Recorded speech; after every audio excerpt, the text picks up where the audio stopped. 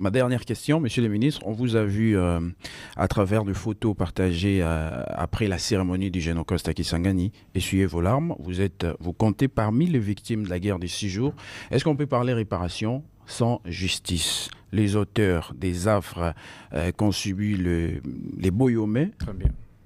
sont encore vivants pour la plupart. Est-ce qu'on doit se contenter des accords de Sun City et tout le reste? Trésor, je suis très touché par votre question, pour autant que j'ai été moi-même victime de toutes les guerres d'agression des années 90 et 2000.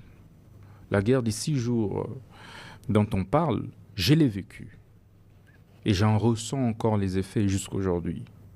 J'ai des amis qui sont restés handicapés, j'ai des membres des familles, des amis qui en sont morts. La dame qui témoignait, nous avions en fait fui ensemble. Ce n'est pas aisé. Et donc je pense je suis le seul membre du gouvernement victime directe de la barbarie, de l'agression rwandaise sur notre territoire. Les Génocostes, ce n'est pas une légende. Lorsque j'ai fait couler mes larmes, c'est parce que j'ai vu encore ces souvenirs. Lorsque j'avais 12 ans et que mon père avait attrapé une bombe et qu'il fallait fuir sous effet de balles, et j'ai encore vu toutes les maisons détruites. J'ai vu des morts. On devait marcher sur des cadavres jusqu'à aller à Batam, où il n'y avait pas de toilettes, il n'y avait pas d'eau, il n'y avait rien. Sous les bombardements des Rwandais. Et lorsque la guerre avait pris fin, en revenant à la vie normale, j'ai retrouvé des amis qui sont restés handicapés. Je me dis que moi, j'ai simplement eu la chance. Je suis les rescapés. Les rescapés de cette barbarie rwandaise, mais qui devient aujourd'hui ministre d'État, ministre de la Justice et garde des Sceaux. Voilà ce qui m'a fait couler des larmes. Voilà ce qui crée encore en moi et de l'émotion et de la détermination à poursuivre un combat sans relâche contre les sanguinaires Paul Kagame, contre tous les Congolais qui acceptent de trahir leur pays, de tuer leurs propres frères congolais pour des intérêts mesquins, égoïstes, des intérêts liés au matériel qui le sont fournis par des étrangers. Et c'est pourquoi je m'emploie efficacement, au-delà de pression diplomatique, à pouvoir mettre en place des mécanismes qui tendent à faire en sorte que les responsables de tous ces crimes odieux puissent répondre de leurs actes.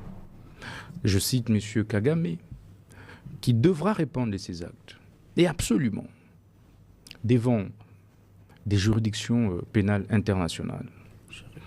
Comme vous le savez, la CPI existe, et nous allons nous employer pour qu'un nouveau déferrement soit fait contre M. Kagame devant la CPI. Kagame et tous ses complices. Pas contre les auteurs congolais de ses actes. J'ai dit Kagame et ses complices.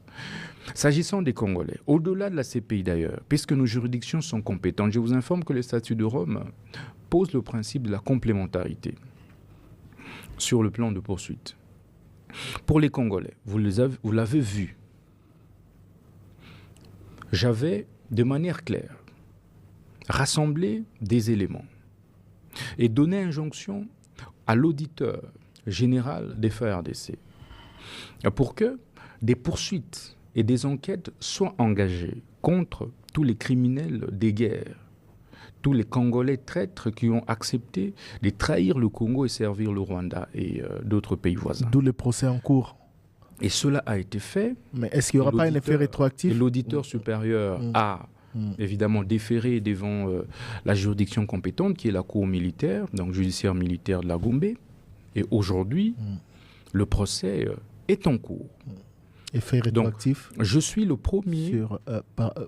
premier ministre de la Justice à avoir fait ouvrir un dossier, donc un procès public contre des rebelles. Ça n'a pas existé.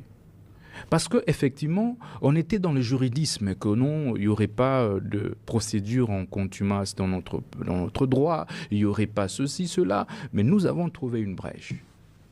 C'est la procédure par défaut, qui est organisée aussi bien par le Code judiciaire militaire que par le Code de procédure pénale de notre pays. Et nous attendons les verdicts, parce qu'il y a eu des plaidoiries, il y a eu les réquisitoires du ministère public, de l'auditeur supérieur, et nous attendons maintenant le prononcé. Concernant cette situation du génocoste, il y a des acteurs congolais alliés ou complices du Rwanda, de l'Ouganda, qui sont aujourd'hui très actifs en politique. Certains siègent même avec vous au sein des institutions, au sein du gouvernement. Qu'est-ce qu'on en fait?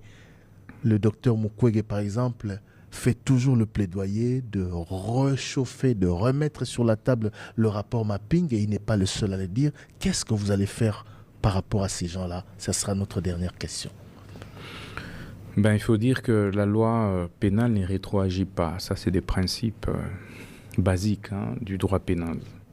Et donc, il sera difficile, au jour d'aujourd'hui, de pouvoir envisager un mécanisme judiciaire qui puisse concerner tous ceux qui avaient bénéficié de l'amnistie à l'époque. À la faveur des accords de Sun City. À la faveur de la paix, quoi. Merci à vous.